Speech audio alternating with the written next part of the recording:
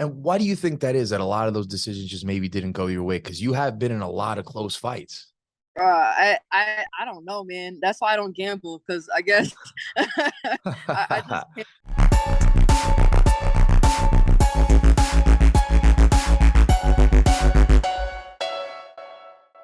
So today we are joined by UFC flyweight Sijara Eubanks, who will be back in action against Maryna Moroz next month at the UFC Apex.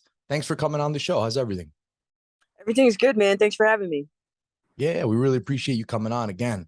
And I'm sure you've been really busy with the fight preparations rather and all that. I'm assuming training camp is in full throttle. Yeah, full throttle, getting it in. I'm between trainings right now, so yeah, we're getting ready. Just a little bit more than 4 weeks, and we'll be ready to rock and roll. Absolutely. And speaking of that fight, speaking of the camp, how's the preparation been going? It's obviously going to be a big fight coming up next month. Yeah, really big fight. Preparation's going well. Obviously, just making sure we got our techniques down, sharpening up all of our tools, getting our game plan together, and just kind of cruising in. Make sure we're on all full throttle with the cardio and everything like that. So, really big fight and just lining everything up. Absolutely. And before we get into that fight, right, I want to ask you about the last time we saw you in action, right? You didn't take a very long break. You also didn't jump right back into action. Was that short little nice break something that was important for you, maybe mentally, maybe to let the body heal up coming out of that fight? Yeah, it was kind of like not really intended to be this long because I was actually scheduled to fight Maryna back in July. We were supposed to fight early July. Right. Um, yeah, so she ended up pulling out, I think, for an injury or something. So we ended up rebooking. So, but it was nice. I appreciated having the extra couple of weeks. And yeah, coming off of a loss like that, you kind of do want to just sort of relax, spend time with your family, refocus. So I certainly appreciated the little bit of a break that I had since my last bout for sure. And I don't know if you just said it there, but I know that it was supposed to be on July 9th, right? It got canceled for undisclosed reasons. What was the reasons for that? Was it an injury to Marina? Yeah, I was told it was an injury. But of course, the UFC respects a lot of fighters' privacy, so they didn't give me the details on why she pulled out, and I don't really ask. So, um, you probably have to ask Maryna the specifics, but I was just cool to happy to be able to rebook it. Yeah, absolutely. And I got to ask you now, with a number of the fights back on the road, right? Was it a little bit, maybe not a letdown, but would you have preferred to fight, because a lot of the UFC fight nights now are coming back on the road. We got the fans again, they're not in the Apex, but yours is going to be in the Apex. They seem to be mixing it Yeah, up now, right? yeah, yeah, Is yeah. it, how does it feel for you? No, I was kind of bummed. I'll be honest. I was kind of bummed. Because I saw they came out to Long Island, which isn't far from me. I live in Jersey. They're going out to Cleveland and other areas outside of. At first it was just the pay-per-views at Republic, and now some of the fight nights are in other places. Like I believe the Cheeto one was just in San Diego. So I really had my fingers crossed that I would end up back in the Apex. And when they told me, I was in the Apex, I was like, all right, well, guess you gotta do what you gotta do. But I would love to get out the Apex soon. Like I hope with my next fight, I put on a good enough performance that I can ask the UFC brass to put me on a card that's. I've been fighting in the Apex for like 2 years now, so I would like to get back in front of a crowd. I would like to invite my family back out to the fights. So yeah, I have to admit I was a little bummed when I saw we were at the Apex. I was like, damn, all right, whatever. Yeah, for sure. And that's why I asked, because some fighters, believe it or not, well, I'm sure you know this, they just don't care. Some fighters are locked in and they're like, you know what, I'll fight wherever. I'll fight in the back alley. But other, like they prefer they like to get motivated by the fans. So that's why I ask. I think it's an interesting question. Yeah. So speaking of the fight, right, you brought it up. Looking at your career, right, you've been in there with some of the best, right? Lauren Murphy's of the world, Caitlin Chukagins of the world. Would it surprise you if Maryna Moroz was to be your hardest test yet? Would that be a shock to you? No, I think UFC gives me a tough matches. That's what they do.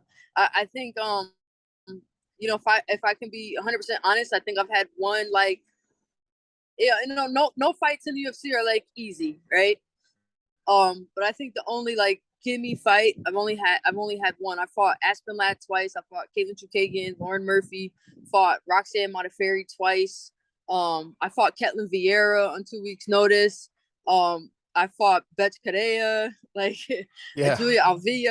like my resume, my lineup is stacked, and I don't win them all because they're tough fights. So I'm not surprised at all. As soon as they gave me Maryna, I was like, all right, they're giving me another tough match. She's coming up from 115. So I think with the size, she's not going to be one of the bigger girls I fought. But I think for sure she's going to be tough. I think she's going to scrap. She comes from a good camp. And so I would not be surprised at all if she was a tough fight. Melissa Gatto was tough. She was unranked at the time, but she skyrocketed into those rankings pretty quick. So, yeah, I don't get too many gimmies at all. So I wouldn't be surprised at all if Maryna was a tough fight. And what do you make of her in terms of her skill set stylistically compared to the girls you fought in the past? So I think she'll be a little bit more of a boxer. I know she has taken her last couple of fights to the ground, but I don't think she's a natural ground fighter. Like, I don't think she has a very strong grappling base, sort of as like a strong go-to. So I think she's gonna stand in the pocket, push to the fence, and I think a lot of girls try to make my fights kind of grueling because, if you look at my record, a lot of the close fights, I don't get the decisions on. And so I do think girls are starting to understand that. And if they make it a grueling kind of fight, you can maybe eke out a decision against me. So I wouldn't be surprised if that's her game plan. And she comes from a really good camp. So I'm pretty sure they're doing their research. But I'm looking forward to a lot of striking and a lot of pace for sure. And why do you think that is, that a lot of those decisions just maybe didn't go your way? Because you have been in a lot of close fights. I don't know, man. That's why I don't gamble, because I guess I just can't. I mean, I've gone back. It's hard as a fighter too, because you lose, you kind of gotta have short-term memory. You let it go. Like, all right, Nell's an L. It ain't gonna change anything. But I do go back and watch some of my film just for studying purposes. And I've watched some of those fights back and been like pissed. Like, I can't even finish watching it because I just feel like a lot of times too, I get unanimous decision calls and I'm like, bro, none of y'all gave me a round. Like, come on. So I don't know what it is. I don't know if it's because of my presence or if it's just, the judging in MMA, we can do an hour complaining about the judging in MMA. I think the judging is terrible. I think the judges suck. I think they score it. Like, I don't know how they score it. Still, that 10-9 boxing structure, I think, is outdated. So I can complain to you for probably an hour about how much I hate the judging. But at the end of the day, it's up to me and my team to put my hands up to get that W. So, it's hard to complain, but it does kind of suck. I've definitely sat up there a couple of times. It gets to the point now when me and my corner are going into the third, even if I feel like I'm winning, we're like, just keep pumping because, we never know if we're going to get the call because there's been so many times we thought we would and we didn't. So, I wish I knew why I didn't get called. And it's funny, I train with Caitlin Chukagian and she always gets her decisions. I'm like, Caitlin, what you got in the sauce? What I got to do? Yeah. I wish I knew why, but they just don't give them to me. They don't give me the close ones. Yeah. And, I wasn't even going to bring this up because I don't even like bringing it up, but it feels like you would be someone that would like the open scoring method. Is that accurate?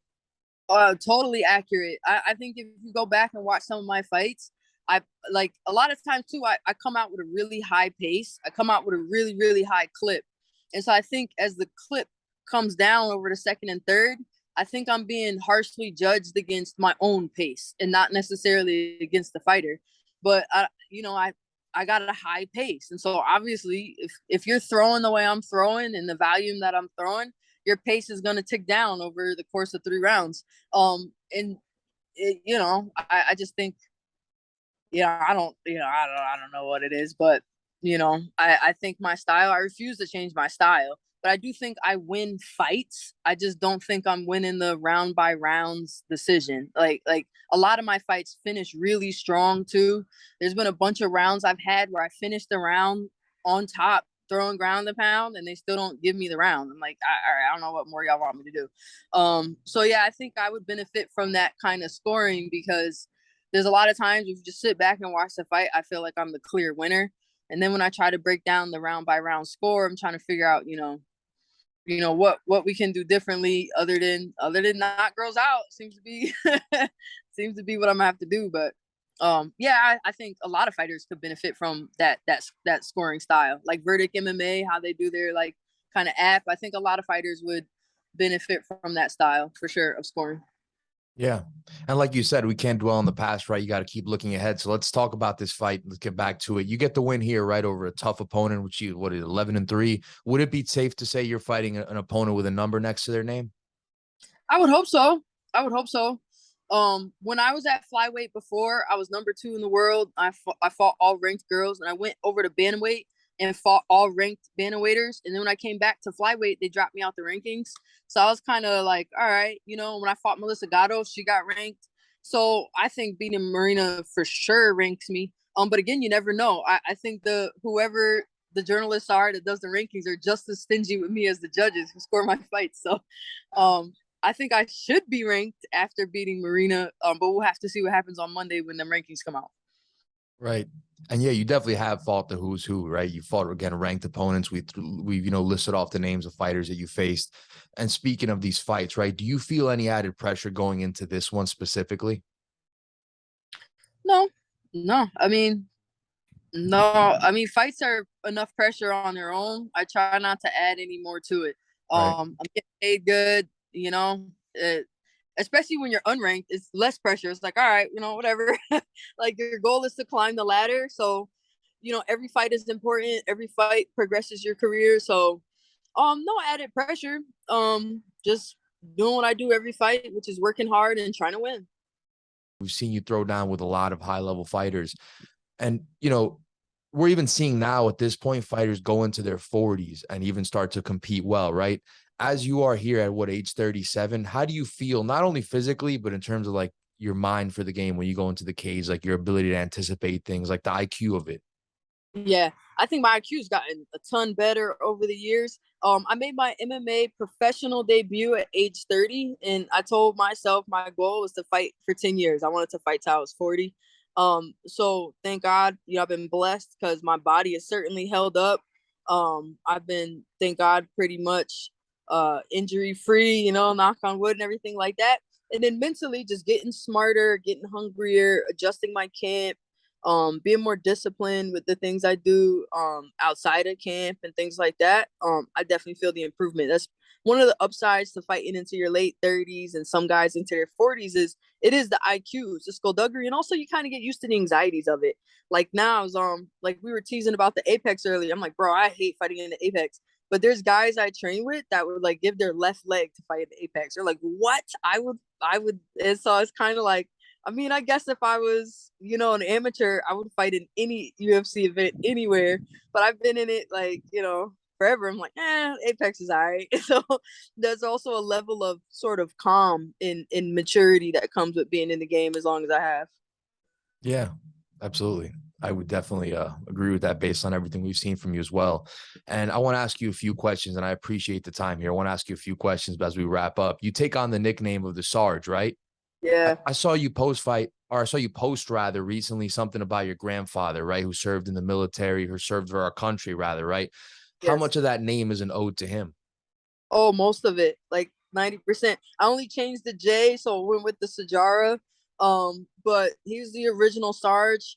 He retired as a sergeant major in the U.S. Army, Green Beret, Purple Heart recipient, in the matriarch, the patriarch in our family. And you know, he passed away when I was only 10 years old. But the influence he had over me, the influence he had over my parents, I really do feel like, sort of that fight.